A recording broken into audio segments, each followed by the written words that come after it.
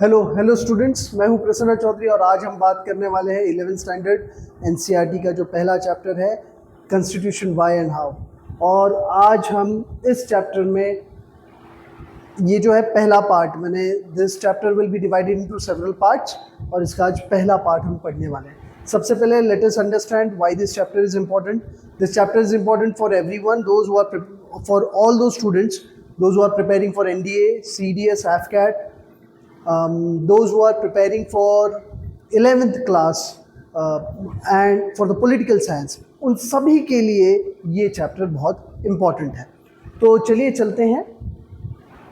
सबसे पहले हम इस चैप्टर में क्या देखने वाले हैं, तो बेसिक हम देखेंगे कि constitution, what constitution means, what constitution does to a society, society के लिए कॉन्स्टिट्यूशन क्यों रिक्वायर्ड है, how constitution governs the allocation of power in the society, समाज में जो पावर्स हैं वो किस तरीके से, सोसाइटी में किस तरीके से पावर डिवाइडेड है उसके बारे में हम पढ़ेंगे, और ये कॉन्स्टिट्यूशन कैसे करता है डिवीजन ऑफ पावर उसके बारे में हम पढ़ेंगे।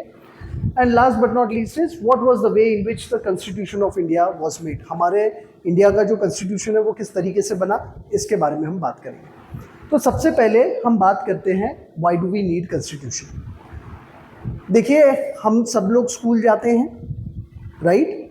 स्कूल जाते हैं तो आप सब बच्चे हैं तो एक यूनिफॉर्म होता है स्कूल में, और आप सब लोग ये इसलिए पहन के जाते हैं क्योंकि स्कूल ने वो रूल बनाया हुआ है that you have to wear that uniform. अब ये यूनिफॉर्म अगर आपको मैं पूछूं पर्सनली, तो हो सकता है कि आपको यूनिफॉर्म पहनना पसंद ना हो। आप बोलेंगे कि सर मैं यूनिफॉर्म नहीं पहनूंगा या पहनूंगी, मुझे तो सिविल ड्रेस में आना है। बाकी कॉलेजेस में 11th 12th के जो बच्चे होते हैं वो सिविल ड्रेस में आते हैं, तो हम लोग अगर स्कूल में हैं तो हम स्कूल में क्यों यूनिफॉर्म पहन के आए, हम भी जो है सिविल ड्रेस पहन के आएंगे। हो सकता है, सही बात है, ये आपकी विश हो सकती है, बट ये विश होने के बावजूद you all students have agreed to wear uniform. Why is it so? क्योंकि जब एडमिशन ली गई तो आपको बताया गया ये रूल्स एंड रेगुलेशंस है वो फॉलो करने पड़ेंगे, और जब हम ये रूल्स एंड रेगुलेशन फॉलो करते हैं तो that helps us to achieve our goal. हम इस इंस्टीट्यूशन में क्यों आते हैं? जब हम एजुकेशन लेने के लिए स्कूल या कॉलेज जाते हैं, हम क्यों जाते हैं? हम जाते हैं ताकि हम सीखें। अब सीखना है तो उसके लिए कोऑर्डिनेशन लगेगा, क्योंकि हम जैसे टीचर लोग हैं वो आते हैं पढ़ाते हैं, और स्कूल में जो बच्चे हैं वो पढ़ते हैं, तो इसके लिए पूरा कोऑर्डिनेशन लगता है। बच्चे घर से निकलते हैं, बस स्टॉप पे जाते हैं, बस पकड़ते हैं, बस पे बोर्ड होते हैं, फिर वहाँ से स्कूल तक के बस आती है, फिर स्कूल में डीबोर्ड होके फिर असेंबली अटेंड करने जाते हैं, फिर क्लासरूम में जाते हैं, राइट? तो ये पूरा एक सिस्टम बिठाया गया। आपकी विश तो बहुत सारी हो सकती है, बट आप उस विश को बाजू में रख के आप सर्टेन रूल्स रेगुलेशन को फॉलो करने का प्रयास करते हैं। तो जब हम ये रूल्स रेगुलेशन फॉलो करते हैं, जैसे आप एक ड्रेस पहन के आ रहे हो, तो जो बस वाले भैया है उनको आसानी जाती है आइडेंटिफाई करने में कि ये जो बच्चा है ये हमारे स्कूल का है, तो फट से आइडेंटिफाई कर लेता है, वो गाड़ी में बैठ जाएगा। जैसी गाड़ी में बैठेगा वो स्कूल में गाड़ी पहुँचेगी तो सिक्योरिटी गार्ड वाले भैया को भी पता है कि ये हमारे स्कूल का ही बच्चा है, टीचर को भी आसानी होगी आइडेंटिफाई करने में। यूनिफॉर्मिटी है ना, और एक डिसिप्लिन का भी पार्ट है। तो बेसिकली जो शिक्षा देने के लिए आप इस स्कूल में पहुंच रहे हैं तो उसमें बहुत सारे रूल्स रेगुलेशंस भी होते हैं, जैसे कि लेक्चर्स। तो लेक्चर्स, एक लेक्चर के बाद दूसरा होगा, दूसरे के बाद तीसरा होगा, उसके बाद ब्रेक होगा, उस ब्रेक के वक्त ही आपको खाना खाना है। तो ये सब करने से क्या होता है कि पूरा जो स्कूल का मैनेजमेंट है वो सही से चलता है, और ये सही से चलाने के लिए we need rules and regulation. उसी तरीके से अगर ये नहीं होगा तो केओस होगा। उसी तरीके से हमारा जो देश है अगर उसे हमें चलाना है तो हमें रूल बुक लगेगी, और ये जो रूल बुक है this is nothing but Constitution, right? Okay, now let's move. So there are 4 functions that we are going to see about the Constitution. Why do we need constitution में 4 functions देखेंगे। वो 4 function देखने के बाद में हमें idea आ जाएगा कि यस हमें कॉन्स्टिट्यूशन की जरूरत है और क्यों है। सबसे पहले constitution allows coordination and assurance. देखिए ये देश है, इस देश में अलग अलग रिलीजन के लोग रहते हैं, उनके अपने अपने लाइकिंग्स हैं, डिसलाइकिंग्स हैं, उनके रिलीजियस टीचिंग में अलग अलग तरीके की रिलीजियस टीचिंग है। अलग अलग लोग हैं तो अलग अलग टेस्ट होगा, अलग अलग इंटरेस्ट होगा, अलग अलग सोचने का ढंग होगा। तो ये जो डिफरेंसेस है, डिफरेंसेस को भी साथ में रखना है और इस देश को भी चलाना है साथ में। ये कैसे होगा? तो ये अश्योर करने के लिए डिस्प्यूट माने common ground, minimum common ground तो भी मिलना चाहिए जिसके वजह से हम ये देश चला पाए। डिफरेंसेस तो रहेंगे, अभी भी है और आगे भी रहेंगे। इन डिफरेंस के साथ साथ चलते समय एक कॉमन ग्राउंड बनाना, और ये कॉमन ग्राउंड बना के हम लोग जो है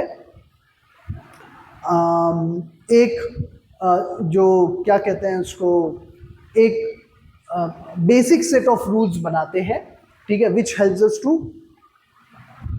अस to establish minimum coordination amongst the members of the society.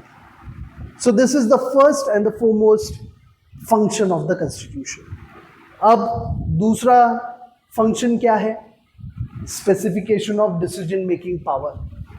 अब देखिए ऐसा है, रूल्स तो बात की बात आ गई, ठीक है, रूल्स बनाना वो तो है ही है, ठीक है, बट रूल्स कौन बनाएगा, किसके पास में पावर होगी, रूल्स कैसे बनेंगे, वो सबसे पहले हमें डिसाइड करना जरूरी है। क्योंकि अगर उसी पे अग्रीमेंट नहीं होगा ना कि रूल कौन बनाएगा, है ना, किसके पास में रूल बनाने की पावर होगी, अगर इसी बात पे अगर हमारा अग्रीमेंट नहीं है तो हम कितने भी रूल्स बना ले कोई मतलब के नहीं, क्योंकि हम कोऑर्डिनेशन पे आ ही नहीं सकते, राइट। तो इसीलिए second function of the constitution is what? The second function of the constitution is to specify who has the power to make the decision in a society। ये हमको स्पेसिफाई करना पड़ेगा कि किसको, जैसे देखिए कॉन्स्टिट्यूशन होता है, मोनार्की कॉन्स्टिट्यूशन होती है तो वहाँ पे मोनार्क बनाता है ना, रूल्स या लॉ बनाता है। डेमोक्रेटिक सेटअप में, डेमोक्रेटिक अगर कंट्री है तो वहाँ पे people will make the law. When we say people will make the law, can we say this that? अब फिर से क्वेश्चन आता है, वो कैसे बनाएंगे? क्या जब भी कोई डिसीजन लेंगे, अभी जैसे हमारे यहाँ पे 140 करोड़ का देश है, अब जब हमें डिसीजन लेना है कोई मुद्दे पे, तो क्या हम हर एक सिटीजन से पूछेंगे, है ना? और अगर ये पॉसिबल नहीं है तो कौन सा दूसरा तरीका है? Who will then make the rules? Then we have representative democracy. हमारे यहाँ पे फिर हम लोगों ने बोला है कि भैया जो माने जो जनता है वो अपने रिप्रेजेंटेटिव्स चुनेगी और वो रिप्रेजेंटेटिव्स जो है पीपल के बिहाफ में डिसीजंस लेगी। So this is what we need to specify that who will have the power in India. In India it is the parliament who makes the law. We have specified this. तो constitution specifies this that who will make the law, who will take the decision in a society, right? इसके बाद में it also it decides how the government will be constituted। Government भी कैसे बनेगी ये भी जो है कॉन्स्टिट्यूशन में दिया जाता है। तो पूरा माने इलेक्शंस कैसे कंडक्ट किए जाते हैं पार्लियामेंट में, हमने पढ़ा है प्रीवियस क्लास में कि किस तरीके से गवर्नमेंट चुनी जाती है, लोकसभा के मेंबर्स कैसे चुने जाते हैं, राज्यसभा मेंबर्स कैसे चुने जाते हैं, है ना। लोकसभा में जिसको सबसे ज़्यादा मेजॉरिटी रहेगी वो गवर्नमेंट बनाती है। तो इस तरीके से the constitution will specify that who will constitute the government. अब what is the third function of the constitution? It limits the power of the government. देखिए हमने प्रीवियस क्लास में फिर से पढ़ा है फंडामेंटल राइट्स में, एक बार हम लोग जब गवर्नमेंट चुन के लेके आते हैं तो ये एक्सपेक्टेड होता है कि गवर्नमेंट हमारे कुछ फंडामेंटल राइट्स को प्रोटेक्ट करे, राइट। तो फ्रेंच रिवॉल्यूशन में भी हमने पढ़ा कि कैसे rights of declaration was brought in, and it was expected कि अगर हम कोई सरकार को चुन रहे हैं तो वो कुछ राइट्स हमारे कुछ राइट्स को प्रोटेक्ट करें। तो इसी तरीके से कॉन्स्टिट्यूशन जो है गवर्नमेंट को स्पेसिफाई करता है कि आपकी कुछ लिमिट है, आप इस लिमिट से ज़्यादा नहीं कर सकते, राइट। अभी जैसे कि नरेंद्र मोदी जी अगर 10 बजे के बाद की सभा है, अगर उनको लेना है तो वो ले सकते हैं क्या? वो नहीं ले सकते। There are certain limitations. Though he is in a powerful position, though he is the head of the government, there is a rule of law. And this rule of law always restrict government as well, right? So the third function of the constitution is to set some limit on what the government can impose on its citizen. तो citizen के ऊपर में कितने impositions government लगा सकती है उसके ऊपर भी लिमिट है, ठीक है। गवर्नमेंट के ऊपर भी लिमिट है, गवर्नमेंट के पावर के ऊपर भी लिमिट है, और गवर्नमेंट अगर सिटीजन्स को रेगुलेट कर रही है या उनको रिस्ट्रिक्ट कर रही है तो उसके ऊपर भी उनका लिमिटेशन है, जैसे हम फंडामेंटल राइट्स की बात करते हैं। Now these limits are fundamental in sense that the government may never trespass them. बड़े फंडामेंटल होते हैं भैया, लिमिट यानी लिमिट, इससे ज़्यादा गवर्नमेंट इसको एक्सटेंड नहीं कर सकती है। They are fundamental in nature, right. Last but not least, last fourth function is aspiration and the goal of society. देखो हमारा जब कॉन्स्टिट्यूशन बना तो हमने देखा होगा हर एक हमारी टेक्स्ट बुक के पहला जो पन्ना होता है उसमें प्रीएम्बल लिखा होता है। Now what is that preamble? This preamble is nothing but it expresses goals and aspiration of the people. जैसे हमने बोला, we the people of India sovereignly resolved to constitute India into sovereign socialist we the people of India solemnly resolved, not sovereignly, solemnly resolved to constitute India into sovereign socialist secular republic country, है ना, that we will try to form our country, we will try to preserve equality, fraternity, secular society, all these things, you know, just will try to create just society। ये सब हमारे preamble में दिया हुआ। तो ये ना preamble soul of the constitution है। अब ये पहले हमने डिसाइड किया कि हमें हमारी सोसाइटी ना इस तरीके से बनानी है, और जब ये गोल्स और एस्पिरेशंस एक बार सेट हो जाते हैं सोसाइटी के, वो गोल्स एंड एस्पिरेशंस को हम अचीव करने की कोशिश करते हैं थ्रू कॉन्स्टिट्यूशन, ठीक है। This is the last, but इसके साथ में एक और फंक्शन है जो हम नहीं भूल सकते हैं, दैट इज नथिंग बट ये तो जैसे वे तो 4 फंक्शंस की बात करते हैं, बट एक और फंक्शन जिसमें हम ऐड कर सकते हैं वो है fundamental identity of the people. होता यूं है कि जब एक कंट्री बनती है तो उसका एक कॉन्स्टिट्यूशन बनता है, और जब एक कॉन्स्टिट्यूशन बनता है तो उसके सिटीजन्स होते हैं, और सिटीजन जब होते हैं तो irrespective of whatever there उसकी कोई भी एथनिक आइडेंटिटी हो, वो उसके ऊपर उभर के उस नेशन के साथ में अपने आप को आइडेंटिफाई करता है।